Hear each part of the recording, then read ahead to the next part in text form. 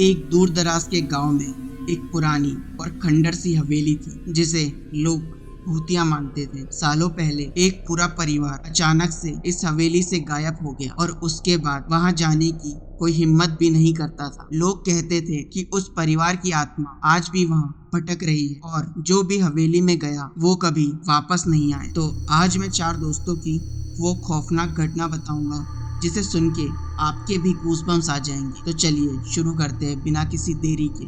ये घटना तकरीबन 10 साल पहले की है, जहां 4 दोस्तों ने वो चीज एक्सपीरियंस की वो लोग आज तक नहीं भूल पाए। रोहन 16 साल का एक बेखौफ लड़का था और उसके 3 दोस्त मीरा, अंकित और विवेक उन कहानियों से काफी प्रभावित थे। एक शाम जैसे ही सूरज ढलने लगा उन्होंने हवेली को एक्सप्लोर करने का फैसला किया। बस अपने मोबाइल की टॉर्च लेकर वो पुराने जंग लग गेट के थ्रू अंदर घुस गए, जो अजीब तरीके से चीख रहा था, जैसे कह रहा हो कि भाग जाओ यहाँ से। हवेली के अंदर कदम रखते ही एक अजीब ठंडक महसूस हुई। दीवारें जालों से ढकी थी और फर्श हर कदम पर चरमरा रहा था। धूल का एक बादल सा था जो हवा को भारी बना रहा था। ऐसा लग रहा था जैसे हवेली को सदियों से धूप नहीं मिली थी। जैसे ही वो अंदर गए, मीरा ने एक पुरानी फैमिली फोटो देखी जो दीवार पर लटकी थी। तस्वीर के चेहरे धुंधले थे, लेकिन जैसे ही वो अंदर गए, मीरा ने एक पुरानी फैमिली फोटो देखी जो दीवार पर लटकी थी।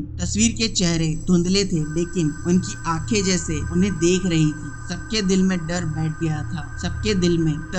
गया, पर फिर भी उन्होंने आगे बढ़ने का फैसला किया। अचानक ऊपर से एक जोर की आवाज आई। सब डर के मारे रुक गए। ये हवा की आवाज होगी, विवेक ने धीरे से बोला, लेकिन किसी को यकीन नहीं था। धीरे धीरे वो सीढ़ियों से ऊपर गए और एक बंद कमरे के पास पहुंचे। अंकित, जो हमेशा सबसे ज्यादा बहादुर था, उसने दरवाजे पर लात मारकर खोल दिया। कमरा वैसे का वैसा था जैसे अभी भी कोई उसमें रहता हो। एक बड़ा बिस्तर, एक पुरानी अलमारी और एक शीशा। कमरे में इतनी ठंडक थी मानो कोई बर्फ का इलाका हो। पर जैसे ही वो अंदर गए, दरवाजा जोर से बंद हो गया। मीरा चीखी और सबने दरवाजा खोलने की कोशिश की, लेकिन दरवाजा हिल नहीं रहा था। तभी उन्हें फुसफुसाहट सुनाई दी। उन्हें बहुत ठंड लग रही थी और डरावनी आवाजें आने लगी। चले जाओ इससे पहले कि देर हो जाए। वहाँ जो कमरे में एक शीशा रखा था, उसमें दरार आने लगी और उसमें वही परिवार दिखाई दिया। उनके चेहरे गुस्से और दर्द से भरे हुए थे। पिता, जो परिवार के मुखिया थे, आगे आए। उसकी आंखें लाल हो गई। तुम्हें यहाँ नहीं आना चाहिए था पागलों, उसने गुस्से में कहा। उसकी आवाज कमरे में गूंजने लगी। रोहन और उसके दोस्त ने भागने की कोशिश की, लेकिन परिवार की आत्मा उन्हें चारों तरफ से घेर रही थी। माँ, जिसका चेहरा दुख में था, मीरा की तरफ बढ़ी और उसके हाथ को छूने लगी। मीरा को लगा जैसे उसकी जान धीरे धीरे खींच रही हो। डर के मारे विवेक ने खिड़की तोड़ने की कोशिश की, लेकिन ऐसा लग रहा था जैसे कोई अदृश्य ताकत उन्हें अंदर बांध कर रखी थी। परिवार पास आते जा रहा था, उनकी आंखें उन पर टिकी हुई थी। कमरा भारी हो गया था, जैसे हवेली खुद उन्हें रोकने की कोशिश कर रही हो। जब सब कुछ खत्म होने के करीब था, रोहन को अपनी दादी द्वारा बताए गए एक मंत्र याद आया। उसने कांपते हुए मंत्र पढ़ना शुरू किया, जो कि शिव जी का महामृत्युंजय मंत्र था। उसकी आवाज धीरे धीरे तेज होने लगी। आत्माएं चीखने लगी और उनका शरीर हवा में कांपने लगा। एक जोर की चीख के साथ परिवार हवा में गायब हो गया। दरवाजा अचानक से खुल गया और चारों दोस्त भागते हुए हवेली से बाहर निकल गए। हवेली अब भी वही है और उन्हें लगा कि श्राप खत्म हो गया है, या फिर उन्होंने ऐसा सोचा। अगले दिन रोहन ने अपने कमरे में एक अजीब साया देखा। एक साया जो उसका नहीं था। श्राप उनके साथ घर आ चुका था।